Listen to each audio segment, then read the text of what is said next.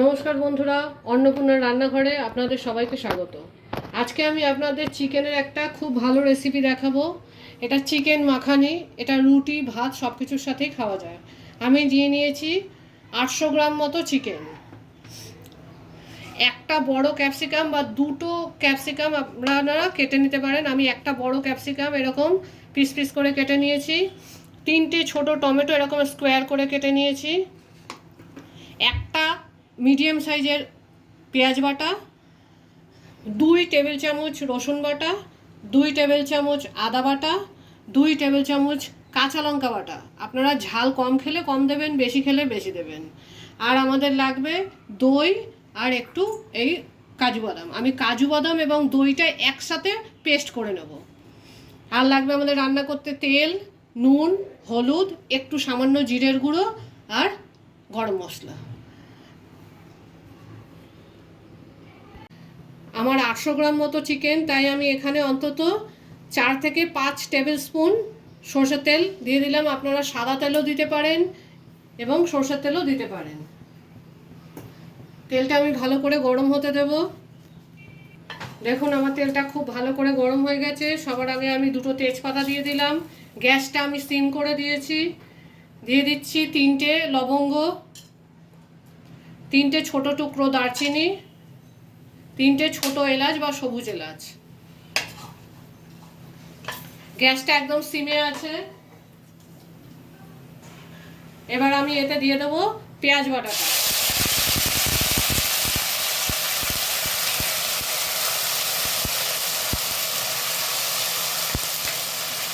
পেঁয়াজ বাটাটা একটু নাড়াচাড়া করে ভাজা করে নিতে হবে। খুব পুরোপুরি ভাজা করতে হবে না, একটুখানি নাড়াচাড়া করে জলটা চলে গেলেই হবে।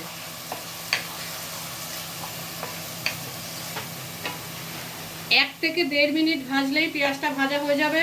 গ্যাসটা কিন্তু আপনি মিডিয়ামে রাখবেন। দেখুন আমার পেঁয়াজটা ভাজা হয়ে গেছে, তেলটা আলাদা হয়ে বেরিয়ে এসেছে। এবার আমি দিয়ে দেবো চিকেনগুলো।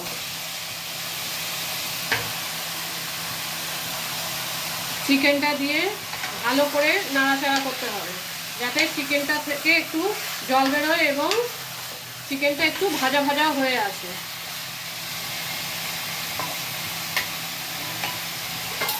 আমি এটা ঢেকে দিচ্ছি 2 মিনিট, আবার 2 মিনিট পরে খুলে নাড়িয়ে দেবো।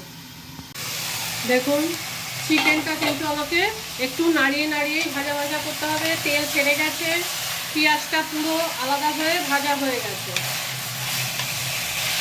আমি আরও 2-3 মিনিট এটাকে এরকম ভাজা ভাজা করব। আবার ঢেকে দেবো, আবার 2-3 মিনিট আমি এরকম করব।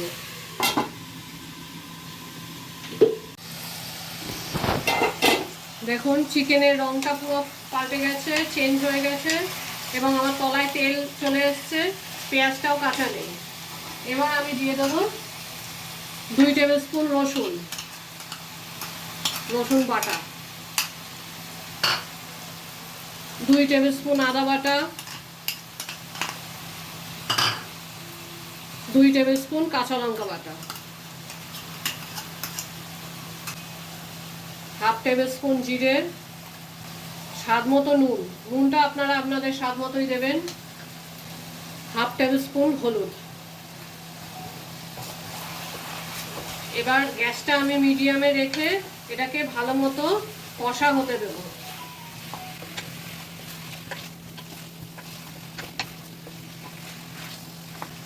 কষা হলে চিকেন থেকে জলটাও বেরোবে এবং চিকেনটা সেদ্ধও হয়ে যাবে।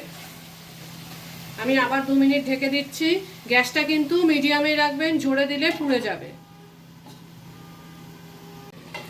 দেখুন আমার চিকেনটা দিয়ে কিন্তু জল বেরোতে শুরু করেছে এবং সুন্দর গন্ধ হচ্ছে। চিকেনের রংটাও চেঞ্জ হয়ে গেছে।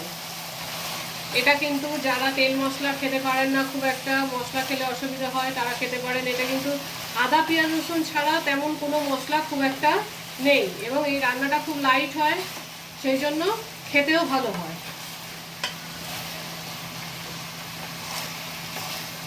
চিকেনটা দেখুন আমার সেদ্ধ হয়ে এসেছে, যেহেতু আমি প্রথমেই একটু ভাজা করে নিয়েছিলাম। তেল ছেড়ে গেছে।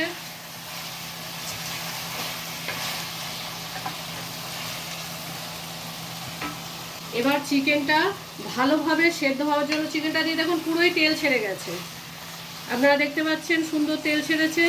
চিকেনটা খুব ভালোভাবে সেদ্ধ হওয়ার জন্য আমি শুধুমাত্র 1 কাপ জল দিচ্ছি। এই রান্নাটায় কিন্তু খুব একটা বেশি জল লাগে না। 1 কাপ জল দিচ্ছি এবং গ্যাসটাকে সিম করে ঢেকে দেবো মিনিট 5-এর জন্য। 5 মিনিট ঢেকে দেবো। এবার আমি যতক্ষণ এটা হচ্ছে আমি আমার অন্য জিনিসটা করে নেব। যতক্ষণ আমার চিকেনটা সেদ্ধ হচ্ছে ততক্ষণ আমি এখানে 2 চামচ মতো সর্ষের তেল বা সাদা তেল আপনারা যেটাই ব্যবহার করতে চান দিয়ে দেবেন। তেলটা ভালো করে গরম হতে দিন। দেখুন আমার প্যানের তেলটা খুব ভালো করে গরম হয়ে গেছে। এতে আমি একটু গোটা জিরে দিয়ে দিচ্ছি একটুখানি। আমার কেটে রাখা ক্যাপসিকাম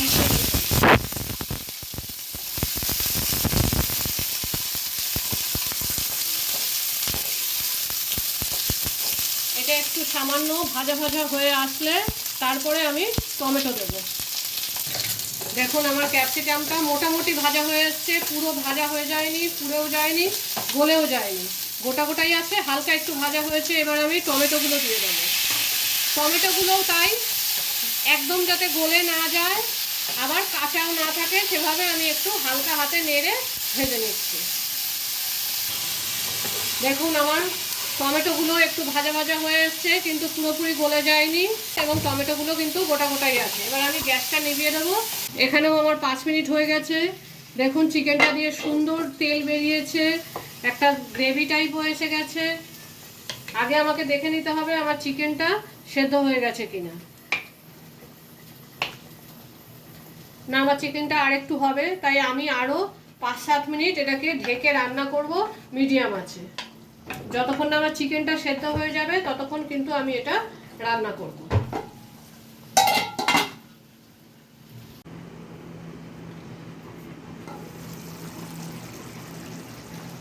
দেখুন আমার চিকেনটা কিন্তু রান্না হয়ে গেছে। এবার চিকেনের সম্পূর্ণ কালার চেঞ্জ হয়ে গেছে, চিকেনের আলাদা একটা কালার এসে গেছে আর এবং চিকেনটা রান্নাও হয়ে গেছে। এইভাবে রান্না করলে কিন্তু চিকেনটা খুব ভালো সফট হয়। এবার আমি এতে দিয়ে দেবো দই আর বাদাম যেটা বেটে রেখেছিলাম সেইটা।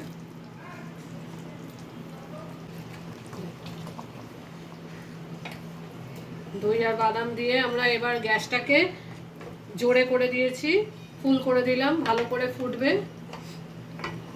এবার দিয়ে দেবো 1 চামচ মতো গরম মশলা। আমরা যেহেতু অনেকটা দই দিয়েছি সেই জন্য টক ভাব এসে যেতে পারে মাংসয়, এই জন্য আমি এখানে একটুখানি 1 চামচ মতো চিনি দিয়ে ম্যানেজ করে দিলাম যাতে দইয়ের টকটা বোঝা না যায়।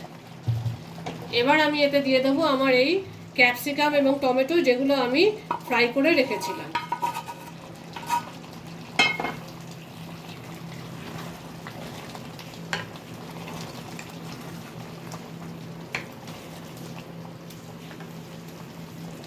ভালো করে নাড়িয়ে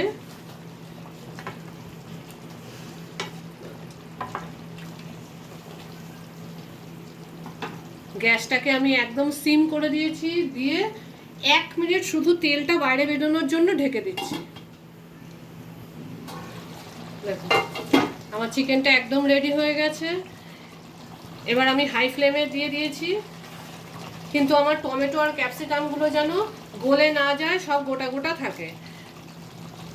আমার চিকেন মাখানি রেডি। গ্যাসটা আমি নিভিয়ে দিচ্ছি। আপনারা বানান, খান এবং দেখুন এটা কিরকম একটা আলাদা রকমের চিকেনের রেসিপি। আমাদের চিকেন মাখানি রেডি। আপনারা কিন্তু এটা গরম ভাত, রুটি, পরোটা সব কিছুর সাথে খেতে পারেন। খুবই টেস্টি একটা আলাদা টাইপের চিকেনের রেসিপি। আপনারা বানান, খান এবং কমেন্ট করুন। এই ডিলিশিয়াস চিকেন মাখানির রেসিপিটা যদি আপনাদের ভালো লেগে থাকে তাহলে আমাদের চ্যানেলকে লাইক, শেয়ার ও সাবস্ক্রাইব করুন আর বেল আইকনটা প্রেস করে দিন এরকম আরও নতুন ভিডিওস দেখার জন্যে। আর কমেন্ট করে আমাদের জানান আপনাদের কেমন লাগলো। Thank you for watching.